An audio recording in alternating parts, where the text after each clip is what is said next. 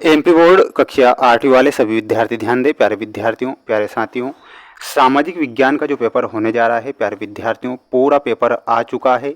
जिस प्रकार मैं आपको पेपर बता रहा हूं प्यारे विद्यार्थियों, आपको ध्यान से इन प्रश्नों को याद करना है। 100% प्यारे विद्यार्थियों रियल वाला प्रश्न पत्र बता रहा हूं, इसलिए ध्यान से ही इस क्वेश्चन पेपर को देखकर जाएं। प्यारे विद्यार्थियों, 60 में से 60 नंबर आपके आएंगे अगर आप इन पेपर को ध्यान से देखकर जाते हैं। पेपर की पीडीएफ आपको कहां पर उपलब्ध हो जाएगा वो जानकारी भी दे दूंगा। सभी विद्यार्थियों को ध्यान से इस क्वेश्चन पेपर को देखना है, क्योंकि ये आपकी परीक्षा में आ रहा है, पूरा पेपर छप जाएगा। पहला प्रश्न जैसे ही पेपर हाथों में होगा तो पहला ही प्रश्न आपको देखने को मिल जाएगा कि डलहौजी ने साम्राज्य विस्तार के लिए कौन सी नीति अपनाई थी। जो डलहौजी था उसने साम्राज्य विस्तार के लिए कौन सी नीति अपनाई थी। ऑप्शन आपको दिए जाएंगे, रैयतवाड़ी प्रथा, स्थायी बंदोबस्त नीति, विलय नीति या फिर महलवाड़ी प्रथा। तो प्यारे बच्चों, यहाँ पर आपको करेक्ट उत्तर के रूप में बताना है। डलहौजी ने विलय नीति का पालन किया था, तो यहाँ पर हमारा विलय नीति सही उत्तर हो जाएगा। वहीं नेक्स्ट प्रश्न है, ये रहा आपकी स्क्रीन के सामने।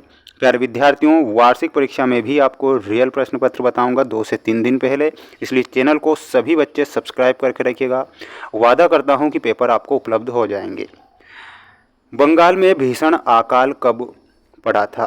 तो बंगाल में भीषण अकाल कब पड़ता है, तो 1770 में बंगाल में भीषण अकाल पड़ता है। तो यहाँ पर हमारा 1770 करेक्ट होगा। जल्दी से चैनल को सब्सक्राइब कर लीजिए और इन प्रश्नों को प्यारे विद्यार्थियों रट लीजिए, क्योंकि ये प्रश्न परीक्षा में आ रहे हैं। भारत का आखिरी वायसराय कौन था। तो लॉर्ड माउंटबेटन भारत का आखिरी वायसराय था, यानी कि अंतिम जो वायसराय था वो कौन था, लॉर्ड माउंटबेटन था। तो यहाँ पर आपको लॉर्ड माउंटबेटन करेक्ट ध्यान रखना है। इसके बाद हम बढ़ेंगे हमारे अगले प्रश्न की ओर। प्यारे विद्यार्थियों, अगला प्रश्न ये रहा आपकी स्क्रीन के सामने। भूमि कौन सा संसाधन है। प्यारे विद्यार्थियों, भूमि एक प्राकृतिक संसाधन होता है, तो यहाँ पर आपको प्राकृतिक लिख कर आना है। नेक्स्ट प्रश्न पूछा जाएगा और अगला प्रश्न ये रहा आपकी स्क्रीन के सामने। कानून बनाने का अधिकार किसके पास होता है। सबसे पहले तो कमेंट बॉक्स में जय हिंद का मैसेज करेंगे जितने भी बच्चे इस वीडियो को देख रहे हैं। तो कानून बनाने का जो अधिकार होता है वो संसद के पास में होता है, तो यहाँ पर हमारा संसद करेक्ट हो जाएगा। अगला प्रश्न है और इसमें आपसे पूछा गया है, भारतीय संविधान का जनक किसे कहते हैं। भारतीय संविधान का जो जनक है डॉक्टर भीमराव अंबेडकर को भारतीय संविधान का जनक कहा गया है। तो यहाँ पर आपको डॉक्टर भीमराव अंबेडकर करेक्ट करना है। जल्दी से सभी बच्चे चैनल को सब्सक्राइब जरूर करेंगे। वादा मैंने किया है वार्षिक परीक्षा का, तो प्यारे विद्यार्थियों दिल से वादा निभाऊंगा और 100% वो प्रश्न परीक्षा से पहले बताऊंगा जो परीक्षा में आते हैं। नील का पौधा किन इलाकों में उगता है। जो नील का पौधा होता है वो किन इलाकों में उगता है, तो बताना है। उष्ण कटिबंधीय क्षेत्र में नील का पौधा उगता है, तो यहाँ पर आपका उष्ण कटिबंधीय क्षेत्र करेक्ट होगा। जितने भी बच्चे वीडियो को देख रहे हैं तो प्यारे विद्यार्थियों जल्दी से आप कमेंट बॉक्स में सबसे पहले तो जय हिंद का मैसेज करेंगे और चैनल पर नए हैं तो चैनल को सब्सक्राइब कर लेना है और ये पेपर आपको ध्यान से देख कर जाना है। देखिएगा, 8वां प्रश्न पूछा जाएगा, बंगाल पर अंग्रेजों की जीत की जंग से शुरू होती है।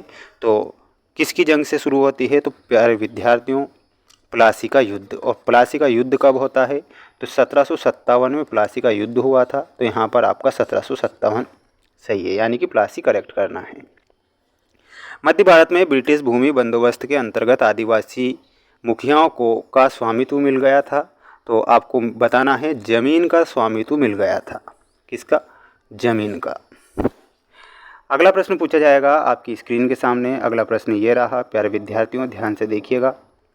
ईवीएम का विस्तारित रूप क्या है। तो ईवीएम का विस्तारित जो रूप है इसमें क्या लिखना है आपको, इलेक्ट्रॉनिक वोटिंग मशीन। क्या लिखना है, इलेक्ट्रॉनिक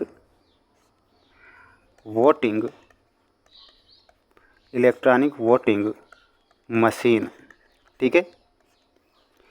सुनहरा रेशा का अभिप्राय से है, तो सुनहरा रेशा तो यहाँ पर आपको लिखना है पटसन। ठीक है। भारत में सर्वोच्च न्यायालय की स्थापना सन में की गई थी। तो 26 जनवरी लिखना है, 26 जनवरी 1950 में। ठीक है, 26 जनवरी 1950 में भारत में सर्वोच्च न्यायालय की स्थापना की गई थी। तो 26 जनवरी 1950 ध्यान रखना है। बिल्कुल पेपर का पीडीएफ की जानकारी भी दे दी जाएगी, बिल्कुल आप निश्चिंत हो जाइए। विश्व में सर्वाधिक जनसंख्या वाला देश कौन सा है। तो विश्व में सर्वाधिक जनसंख्या वाला जो देश है प्यारे बच्चों, यहाँ पर आपको भारत बताना है। भारत विश्व में सर्वाधिक जनसंख्या वाला देश है, तो ये ध्यान रखना है। सनराइज उद्योग को कहा जाता है, तो सूचना प्रौद्योगिकी को कहा जाता है। तो क्या लिखना है, यहाँ पर लिखना है आपको सूचना प्रौद्योगिकी। ठीक है, सूचना प्रौद्योगिकी आपको यहाँ पर करेक्ट उत्तर के रूप में बताना है।